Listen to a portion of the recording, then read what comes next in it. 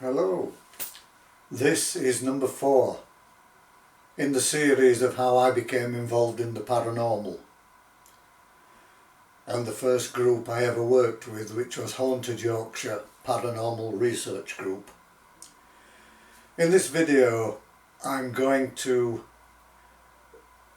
cover an investigation we did on behalf of another medium called Eddie Peace, who is from the West Yorkshire area.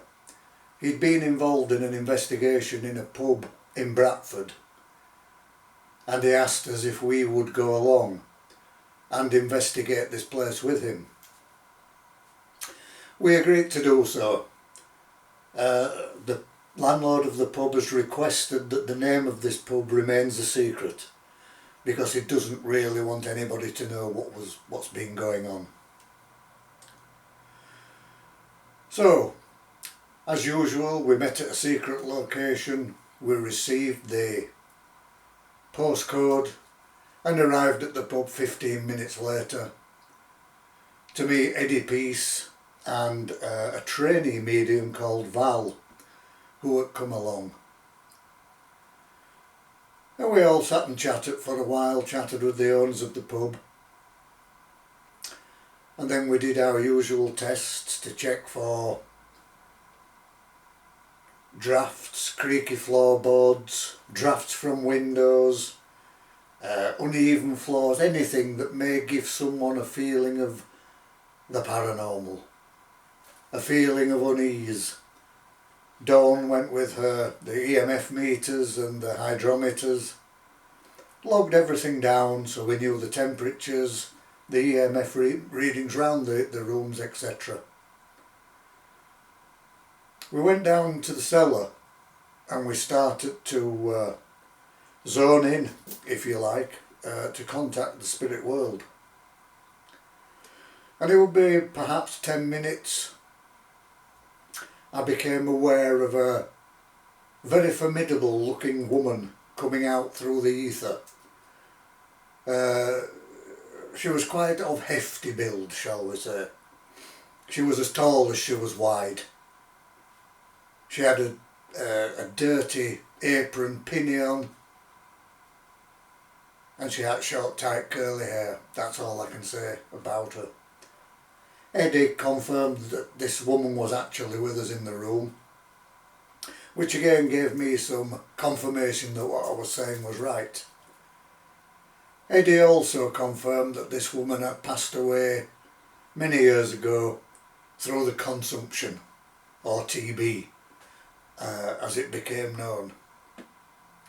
She wasn't a threat at all, and possibly just the residual energy of the history past that your mind allows you to see. We went back upstairs into the bar area. Nothing much to report. A few orbs were taken on camera, etc. Then we went on to the first floor into one of the bedrooms in the living quarters, and I became quite aware of a man stood looking out of the window.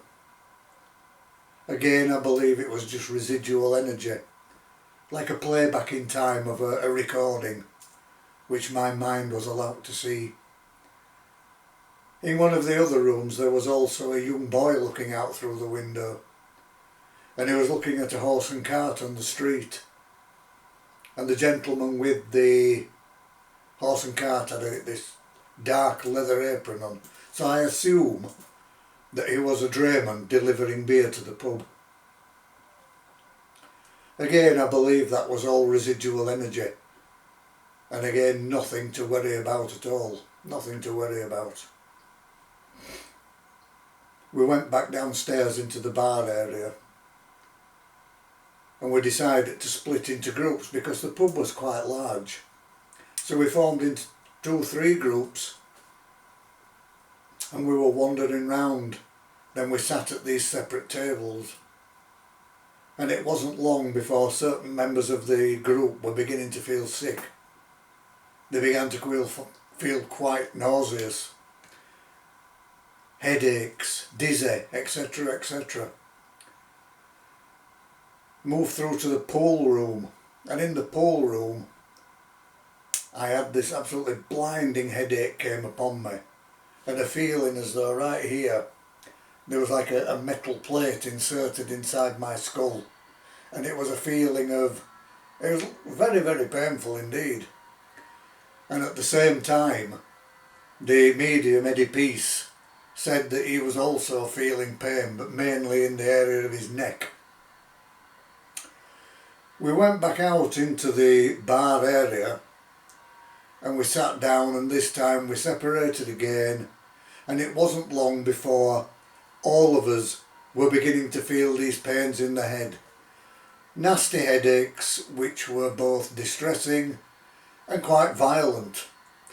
Quite violent. Eddie Peace again had more pain in his neck, on the right hand side of his neck, than in his head. And it was then that a most unusual thing happened in many ways. I was very aware of a spirit woman who had come and sat right at my right hand side.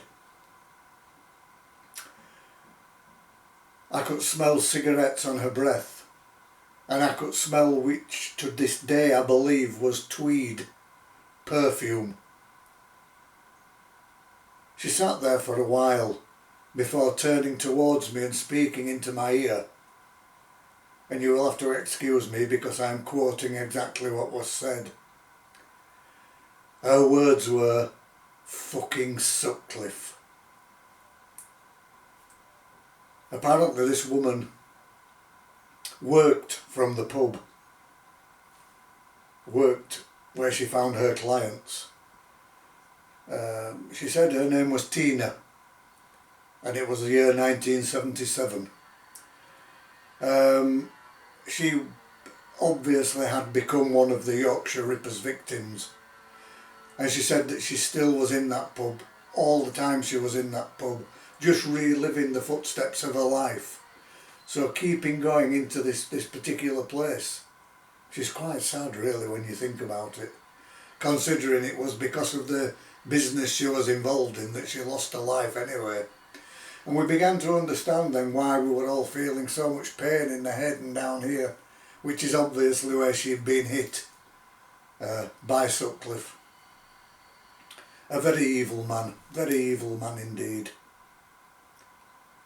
We were all a bit shaken by that, to be fair, and quite surprised because even though it was our area, you never actually expect to meet one of these people. Why, I don't know, but it's just so odd, so very strange.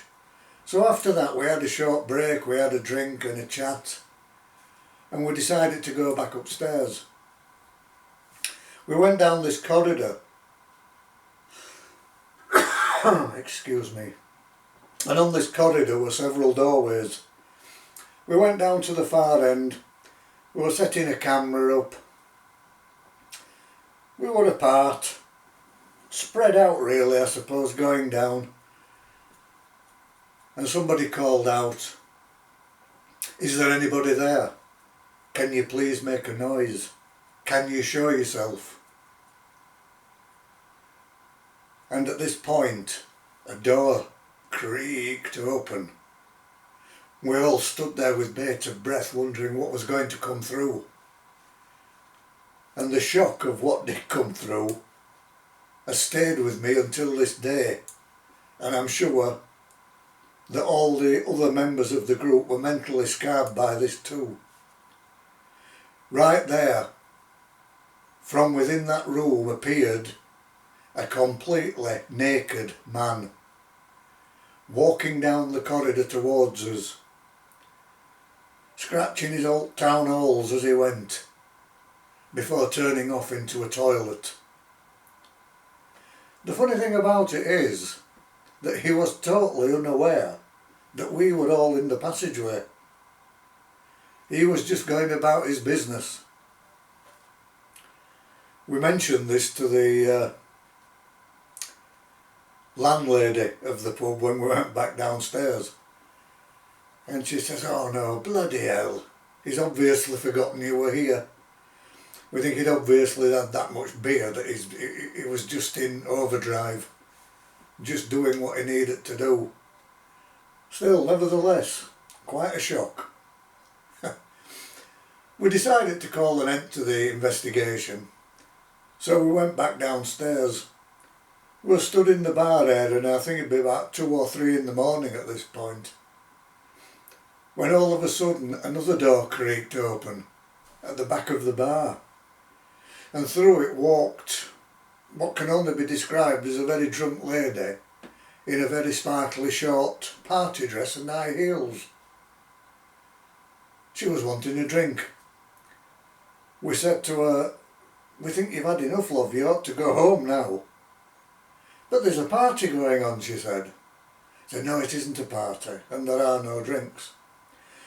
So, apart from the shocks of that evening, there was also a lot of amusement too. Very funny indeed. When I think back to that time when that guy, completely naked, just walked down that passageway, it would have made old Colin here blush. It really would. Absolutely. Not something I wish to see again, I can assure you. But there we go. Life goes on. And that was investigation number 4.